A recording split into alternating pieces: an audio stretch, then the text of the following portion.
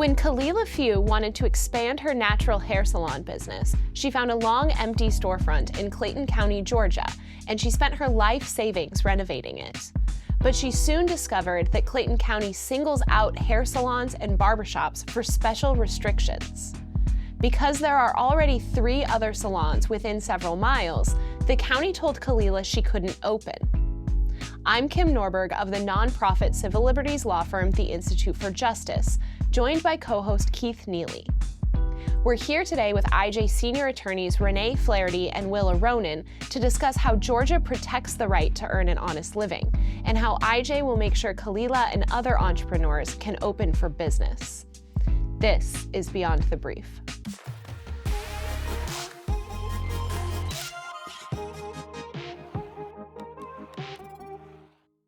So Renée, tell us about Khalilah Few and her braiding salon. Khalilah lives in Georgia, and she's a very successful entrepreneur and had a really successful hair salon. And she did what a lot of entrepreneurs want to do and wanted to expand. And so she chooses Clayton County because she has a lot of customers who are already there and it would be more convenient for them. And she found a perfect location near the highway, very convenient. And of course, she has to go through zoning, but before you do that, you have to commit to a location. And so she had to sign a lease. She signed a 2-year lease. She was very diligent. She kind of looked up everything that she needed to do. And, lo and behold, there's nothing that should be an obstacle to getting a conditional use permit. And so she goes to zoning. She goes through 4 different hearings, which was the most I've ever heard of. And at the very end, the city council denied her conditional use permit. And the reason they did it is because there are already a few salons in the surrounding area. And so they said, even though they praised her business to high heaven, they loved it. They said, this is a great business, but it doesn't fit our vision of smart growth, whatever that is. Unfortunately, to what we're going, this is just in the wrong area. And we've got to begin to grow Clayton County smartly. And so they denied her permit, and she's left with having spent $20,000 to renovate the space, being committed to a 2-year lease. And so she contacts the Institute for Justice. Before we get into kind of the details of what's happening now in the case, you just mentioned that she went to 4 different zoning hearings, and that's kind of unusual. What's happening in these hearings? Basically, the community is supporting her and showing up and writing 30 letters and testifying on her behalf and saying, I'm her customer and I want her to be here. And the commissioners are either sitting there stone-faced or they're saying, there are other salons, so we don't like you. We pick winners and losers, and you lose.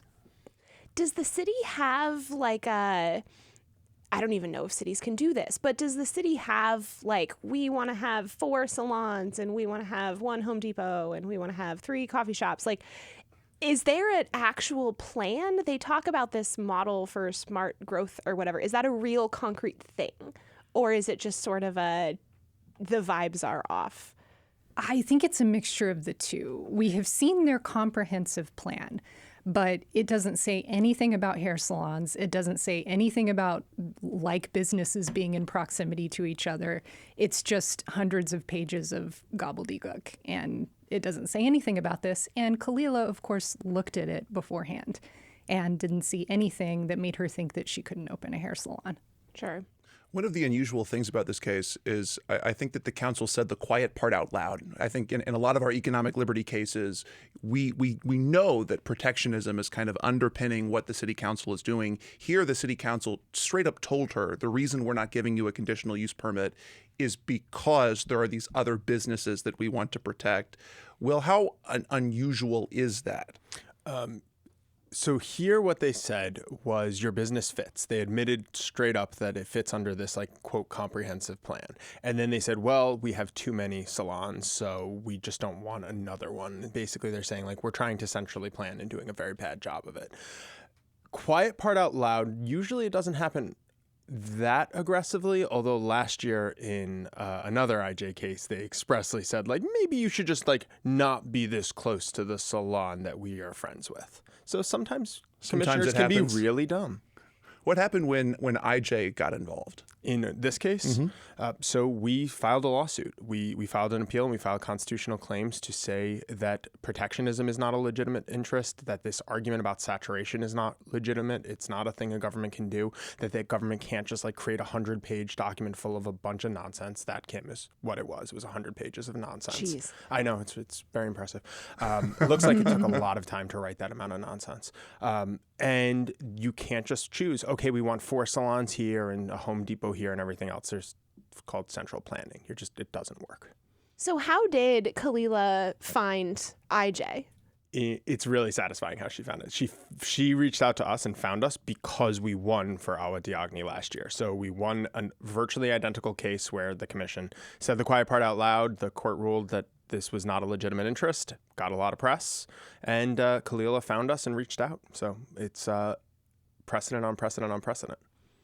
Well, speaking of precedent on precedent on precedent, I know that this isn't the first time that courts in Georgia have had to confront this idea that protectionism is not a legitimate interest.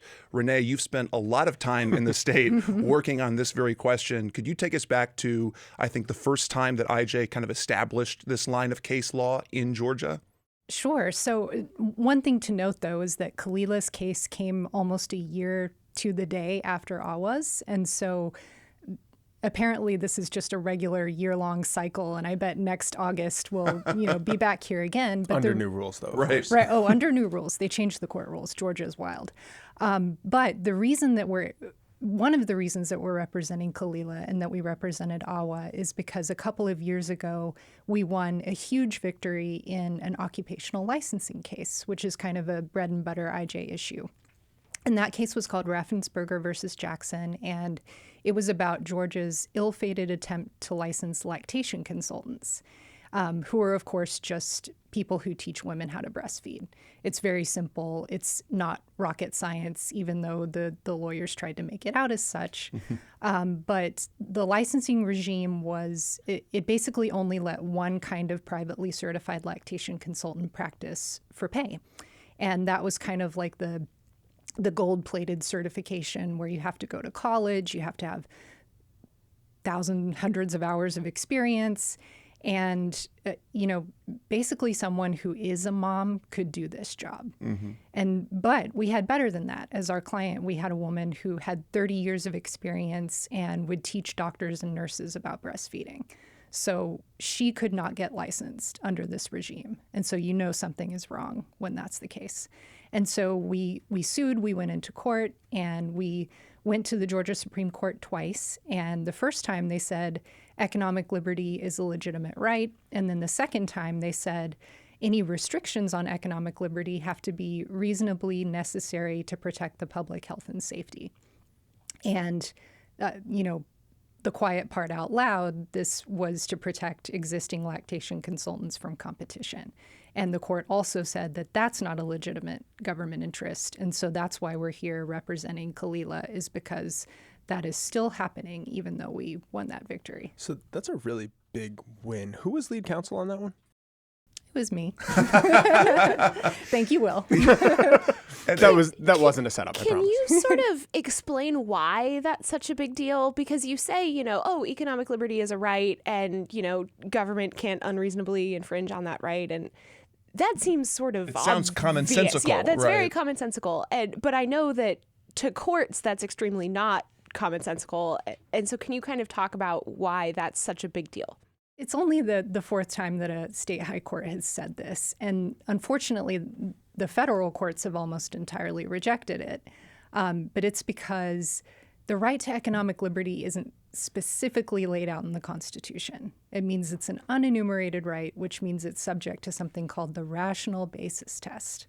And in federal court, this means that there only has to be a rational relationship between the government's actions and, protecting the public health and safety. And that is unfortunately a very low bar in federal court and in a lot of state high courts. And so judges do not take the right to earn a living seriously.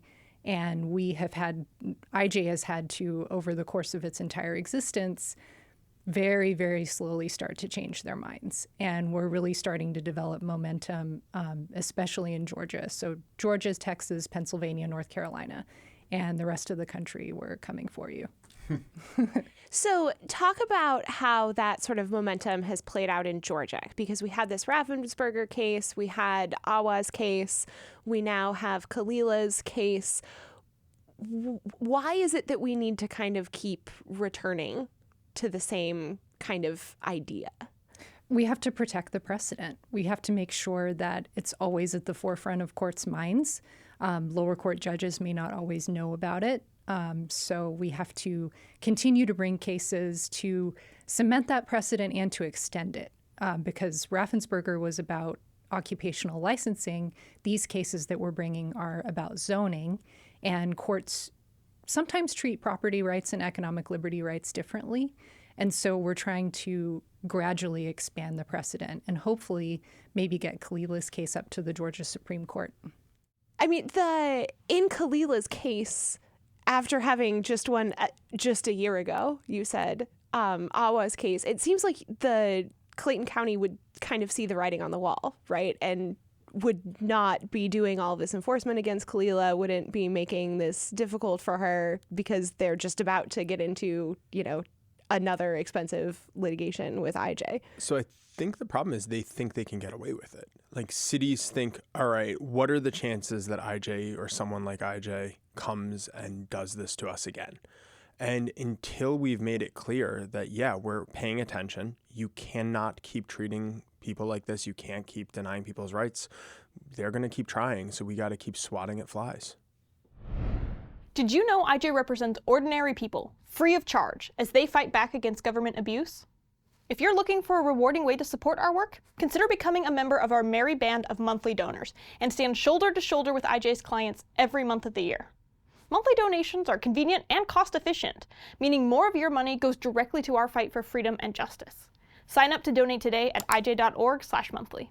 It reminds me a little bit, I think Tip O'Neill famously said all politics is local. What's been the impact of IJ's involvement, not just for Khalilah, but for the broader community? Because it sounds like a lot of her friends and family really supported her during this process. And to have IJ come in at the time that they did, that must have provided some form of relief for them. It's been really cool. So with Khalilah, the amount of support was just tremendous. I think, Renee, you said there were 30 letters. I remember we attached them. I remember it being even more than that there was just tons of community support saying, she's been braiding my hair for 10 years, or I've been in this community and Khalilah is great.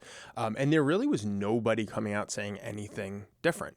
The community's all favoring her. I remember last year in Awa's case, we were just meeting with her in her salon in this really nice strip mall, honestly. It was right next to a Publix. And just every 3 minutes we had to stop because someone would come over and just hug Awa or shake her hand or just be walk by and just put up a fist and be go, keep fighting. Right.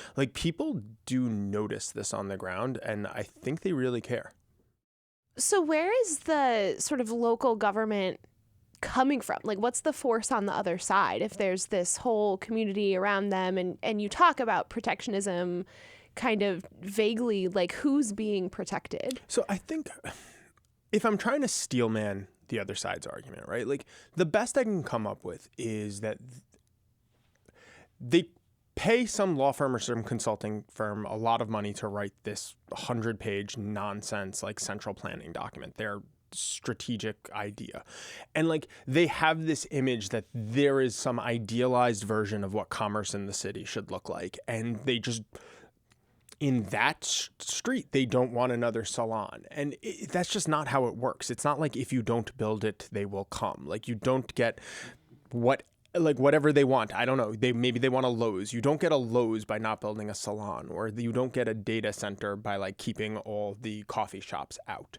I think they have this vision that if they just pick and choose every single person and every single business that gets to go into each storefront, they can assemble this mosaic of perfect businesses and eventually have some great strip. But it's just not real. It's not how the world works. And all you end up doing is killing your economy, killing jobs. And what what they have now is a vacant storefront. And it is insane to think that a vacant storefront is a better idea than Khalilah's braiding shop, like bringing in customers and developing a community. And she really does develop a community. I know this is she teaches braiding. She volunteers to help like underprivileged kids learn a skill. Like she is a pillar of the community. Like it's nuts to keep her out.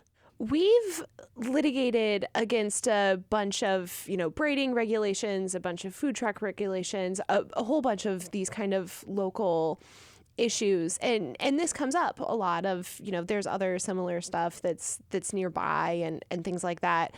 Is our theory sort of a, there's a finite market and these other people are going to go out of business in order for our client to succeed? Or is it more just that, there is demand for all of these things and, she's satisfying an untapped demand? So I think they say, so we sue about economic protectionism a lot.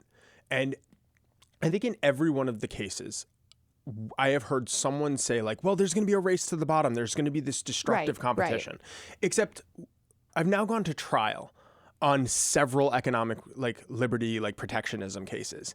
And in none of the cases have I ever seen a shred of evidence that it has ever happened a single time. Everyone has this boogeyman of well, if this salon is going to put this other salon out of business, yet no one has produced a single piece of evidence or a witness or anything to say they have ever seen it. I know I'm changing topics a little bit, but we went to trial in Nebraska on a case about don't want to go through all the details, common carriers, taxis, basically. Mm-hmm. And they put on a bunch of witnesses to say, we need to block people from entering this market because it's going to create this race to the bottom. Then on cross-examination, have you ever seen it happen? No. Do you have any evidence of it ever happening? No. You've heard of Uber, correct? Yes. That's been in the market for 10 years, right? Yeah. Did it create destructive competition? No. There's just never any support to this idea. It doesn't work this way. Instead, they're just trying to create this perfect idealized version of what they want their town to look like. It's nuts. So, Renée, when you were first kind of walking us through what's going on here, you mentioned zoning. And then we talked about licensing a whole lot. So let's go back to zoning. How does this case sort of fit into a zoning idea? What's the zoning we have the Zoning Justice Project, right? So what's the zoning piece of this? Sure. So the Zoning Justice Project protects entrepreneurs mostly who work out of their homes, and it protects both their property rights and their economic liberty rights. So it's basically your right to earn a living on your own property. And all of the businesses that we represent in these cases have neighbor support, have community support. And zoning can be important to make sure that neighbors are protected from true nuisances. But a lot of the time, it is these towns trying to plan things out, trying to protect the residential character of a neighborhood, which, if businesses are quiet and unobtrusive and everybody enjoys having them around, I'm not sure, what could be more residential than that. Sure. But we represent all kinds of small businesses like an animal sanctuary in North Carolina, a green cemetery in Michigan, and they all add to their communities, not detract from them.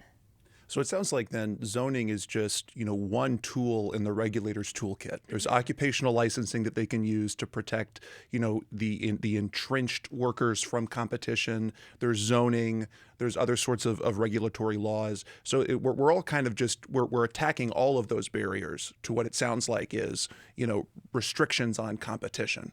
Exactly. And I think zoning is more and more of an obstacle now that people are trying to make a living out of their homes. Post-COVID, but it's actually not just home-based businesses.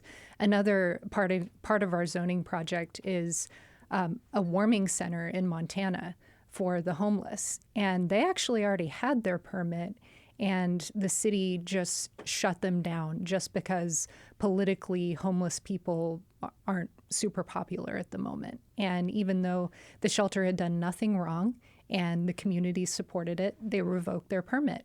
And they have a property interest in that permit. And we won a great victory on their behalf. And I think this kind of ties into one of the questions you asked about why Raffensperger followed by Awa followed by this case. So what lactation consultants, what the victory said was government cannot act. It just cannot act to basically protect one business from the other. They cannot do this.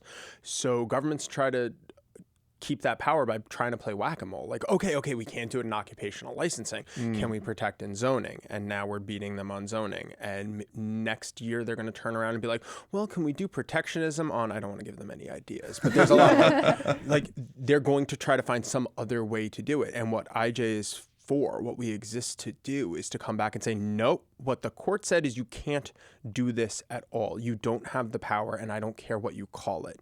And just like kind of stopping them where they are.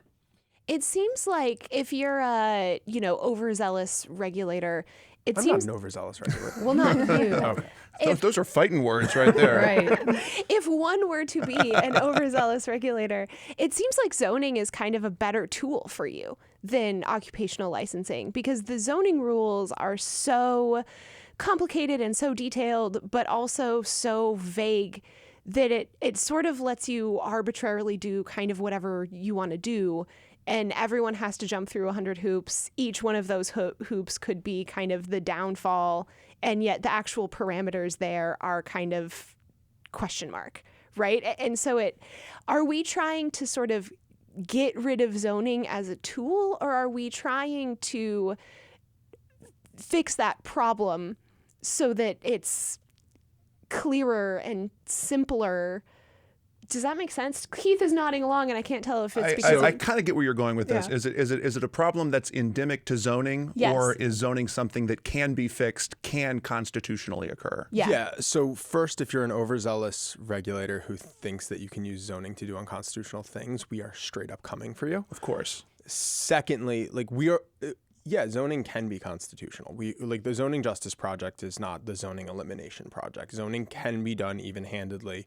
It can be done in a way that respects property rights, but it cannot be done to protect one business. It can't be done to favor like special interests. It can't be done unreasonably, and it can't be done basically just as an arbitrary abuse of power, where like a little zoning board gets to decide, gets to try to centrally plan it's not an exception to the Constitution. It's full, and it's subject to it, just like everything else. Shall not be infringed. It doesn't say but for zoning. But for zoning, that's right. It's not in the Constitution, I swear. I've checked. I wish judges felt that way. Also subject to the rational basis test, zoning is. So if I'm a Georgian who is not a lactation consultant and not someone who runs a hair salon, first of all, why should I care about Khalilah's case? And then once I do care about it, what can I do to help her? So why you should care about it, because this has never been limited to lactation consultants or hair salons or any other one type of case. Like right now, it happens to be that the two cases were braiding. The next one, it could be anything. It could be a car repair shop. We have one of those in Houston. It could be a veterinarian or an animal sanctuary. It could be anything. An individual's rights are what's at stake. It's the right to earn a living, the right to kind of decide and go into business for yourself, not have to ask, beg permission from the government. It really has nothing to do with braiding itself. What can you do to help? I'm sure there's a donate button right here. Can you please put it right where my finger was? Well, and also don't be a NIMBY. If you figure out that a small business is trying to open in your community, support them. Write them a letter or show up to the council meeting and show some support. Well, thank you so much, guys, for coming in and talking with us today. And good luck to you and Khalilah in the case. And thanks to all of you for listening. If you'd like to get more of our videos, you can like and subscribe to our channel. And if you'd like to support this work, you can click the donate button that Will mentioned, or you can support with just $5 a month at ij.org/monthly. Thanks again for watching. Make sure to like, subscribe, and tune in for more videos.